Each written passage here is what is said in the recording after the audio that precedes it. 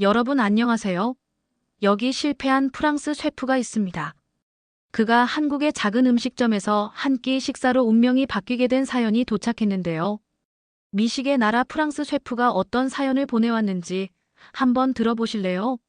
구독과 좋아요 부탁드려요. 그럼 시작해보겠습니다. 내 인생은 끝난 줄 알았어요. 프랑스 파리에서 작은 레스토랑을 운영했지만 손님은 줄었고 결국 문을 닫았죠. 요리를 사랑했지만 더 이상 도전할 용기가 없었어요. 매일 반복되는 실패와 좌절 속에서 도망치듯 비행기 표를 끊었어요. 목적지는 한국. 왜 한국이었냐고요? 솔직히 말하면 그냥요. 프랑스에서 요즘 한식이 인기라길래 그 원인을 직접 보고 싶었어요. 도착한 서울은 예상보다 훨씬 활기찼어요. 한류 열풍 때문인지 프랑스에서 보던 것과는 다른 에너지가 느껴졌어요. 하지만 내 마음은 여전히 무거웠어요. 목적도 없이 거리를 걷다가 문득 몸이 으슬으슬 떨렸어요. 낯선 도시에서 길을 잃은 기분이었어요. 그때 작은 설렁탕집 간판이 눈에 들어왔어요. 뜨끈한 국물 한 그릇이면 좀 나아질까? 별다른 생각 없이 문을 밀고 들어갔어요. 가게 안은 예상보다 훨씬 소박했어요. 나무 테이블과 벽에 걸린 낡은 메뉴판, 그리고 주방에서 풍기는 깊고 진한 국물 냄새. 가슴 깊은 곳에서 묘한 감정이 올라왔어요. 따뜻한 공간이 주는 안도감이랄까요? 나는 조용히 자리에 앉았어요. 뭐 드릴까요? 목소리에 고개를 들자 나이 지긋한 사장님이 미소를 짓고 있었어요. 나는 메뉴도 보지 않은 채 말했어요. 설렁탕 하나 주세요. 기대 같은 건 없었어요. 그저 따뜻한 국물 한 그릇이면 충분했어요. 그런데 몇 분 뒤 내 앞에 놓인 뚝배기를 보는 순간 나는 본능적으로 뒤로 물러났어요. 뚝배기에서 거대한 김이 뿜어져 나오고 있었어요. 마치 용광로에서 갓 꺼낸 쇳덩이처럼 보였어요. 내 본능이 경고했어요. 만지면 데인다. 하지만 주위 사람들은 아무렇지도 않게 뚝배기를 앞에 두고 식사를 하고 있었어요. 이걸 이렇게 뜨거운 채로 준다고. 익숙한 듯 뚝배기를 끌어당기는 옆 테이블 손님의 손길을 보며 나도 조심스럽게 숟가락을 들었어요. 김이 얼굴을 감싸며 진한 향이 코를 찔렀어요.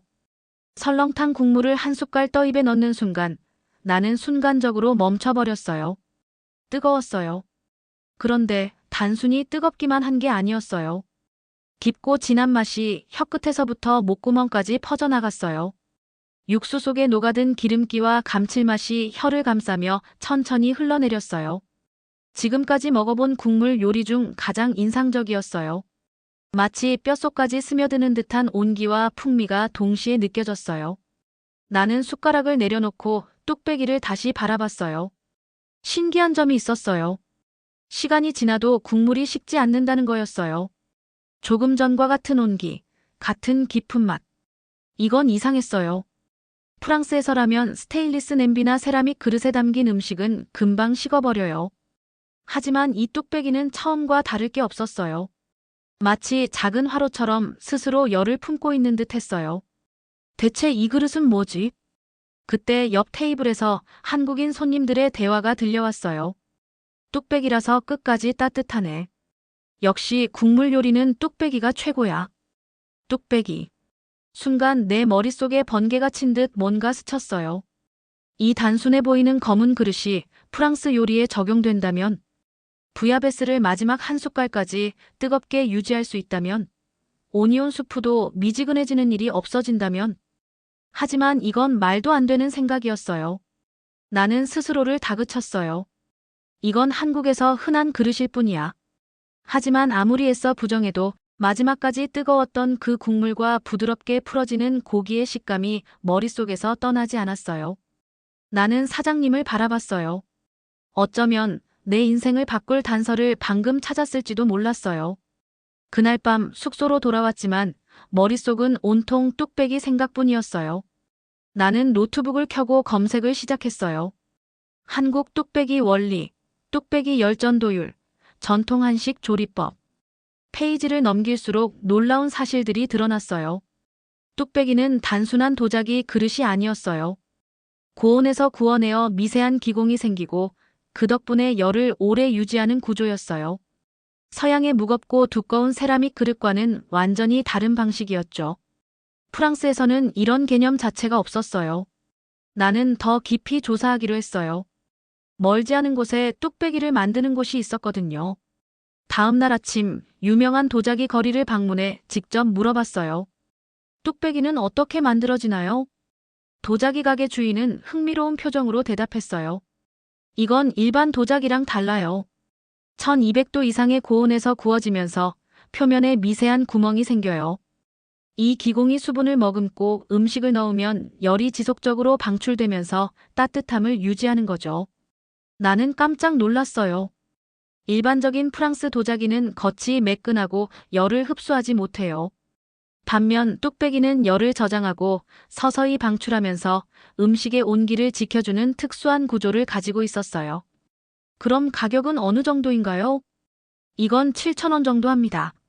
나는 순간 귀를 의심했어요. 7,000원? 5유로? 테팔이나 르크루제 같은 프랑스 브랜드의 주방용품은 기본적으로 수십에서 수백 유로를 호가해요. 프랑스에서 뚝배기 같은 기능을 가진 제품을 사려면 적어도 100유로는 줘야 할 거라고 생각했는데 겨우 5유로 정도라니. 이거 엄청난 기회일지도 몰라. 뚝배기의 장점이 너무나 분명했어요. 가격이 저렴하고 보온 효과가 뛰어나며 무엇보다 프랑스에선 전혀 알려지지 않은 물건이었어요. 프랑스 요리사들은 최고의 식재료와 조리법을 연구하는 데 집중했지만 정작 음식을 담는 그릇에는 별다른 혁신이 없었어요. 나는 다시 숙소로 돌아와 노트북을 켜고 프랑스 요식업계를 조사하기 시작했어요. 프랑스 레스토랑에서 가장 큰 불만은 무엇인가? 고객 리뷰를 살펴보니 공통적으로 나오는 불만이 하나 있었어요. 음식이 너무 빨리 식는다. 비싼 레스토랑에서도 같은 문제를 겪고 있었어요. 프랑스 요리는 대부분 뜨겁게 서빙되지만 몇 분 지나지 않아 식어버려요. 손님들은 첫 맛과 마지막 한 입의 온도 차이에 불만을 갖고 있었죠. 이거다. 나는 확신했어요. 프랑스에 필요한 건 새로운 조리법이 아니라 새로운 그릇이었다.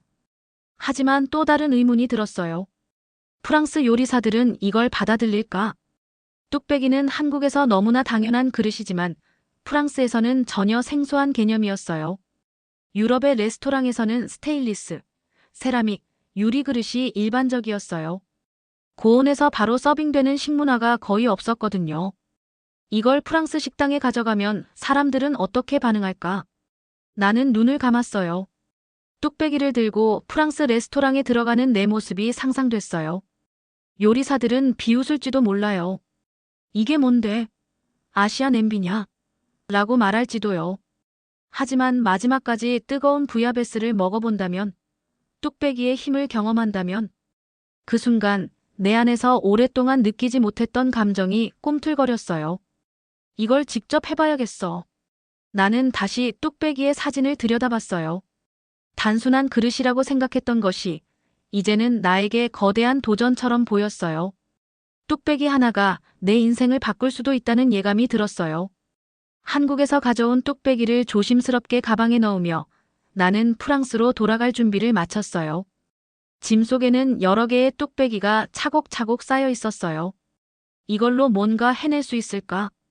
파리 공항에 도착했을 때 직원이 내 가방을 스캔하더니 고개를 갸웃했어요. 이건 뭐죠? 뚝배기라고 설명했지만 직원은 여전히 의아한 표정이었어요.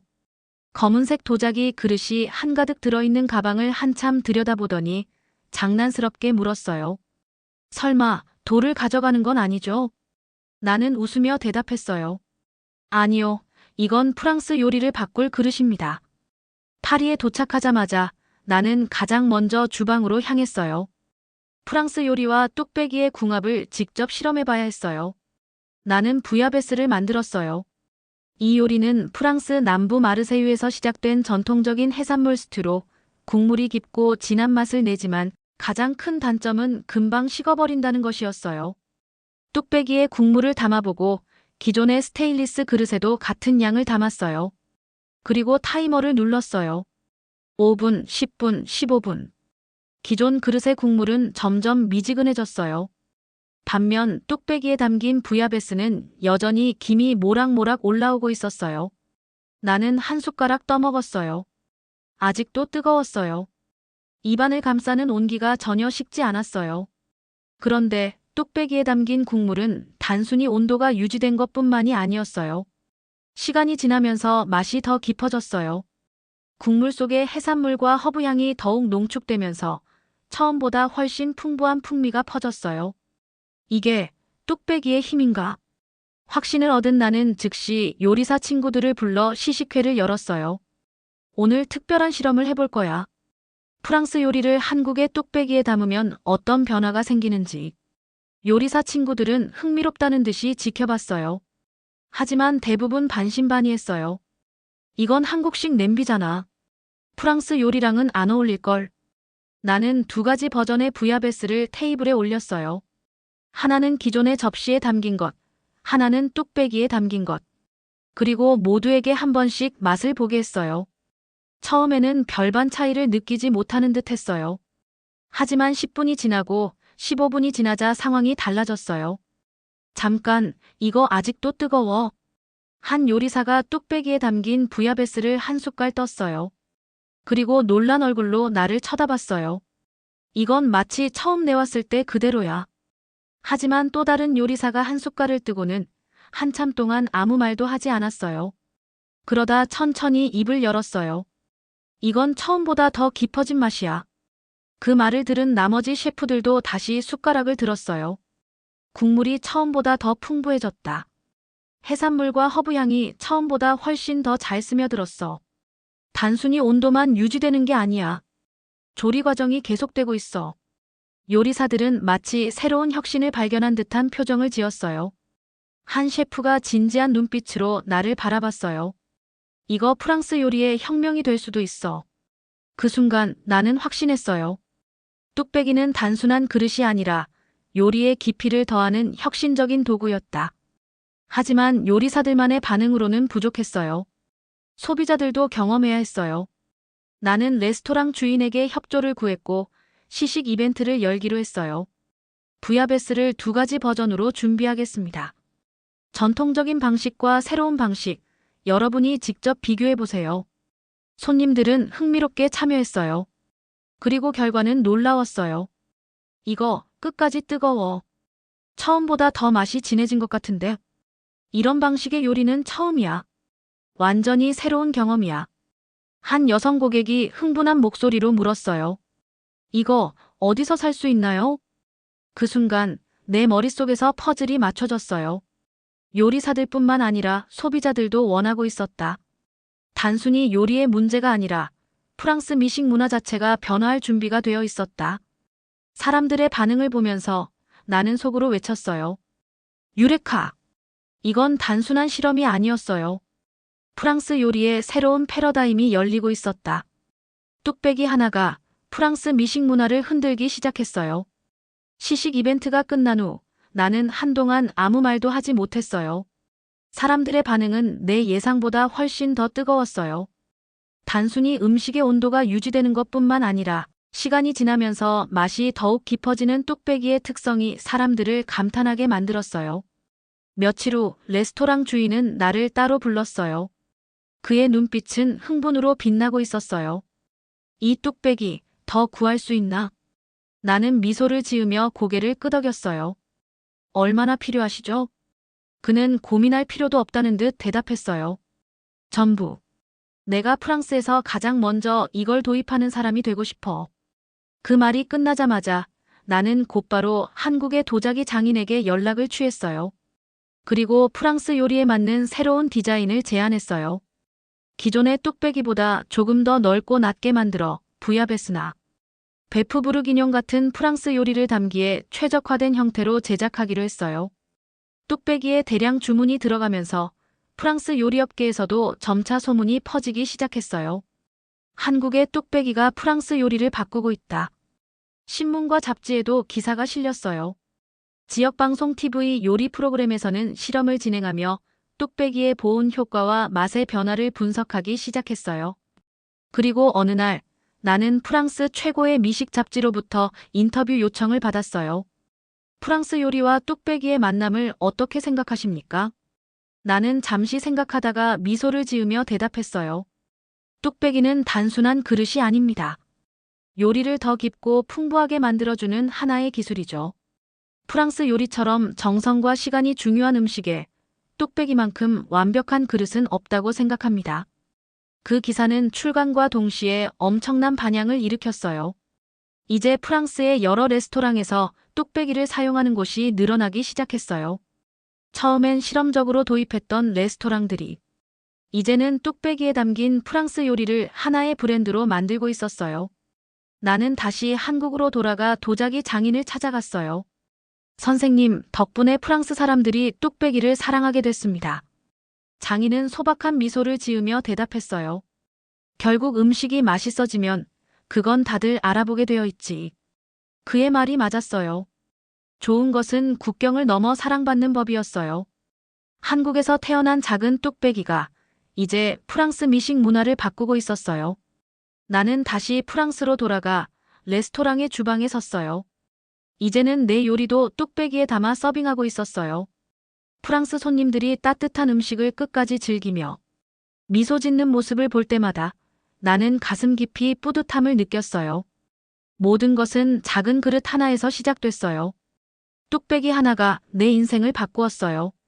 그리고 프랑스 요리를 바꾸고 있었어요. 여기까지입니다. 감사합니다.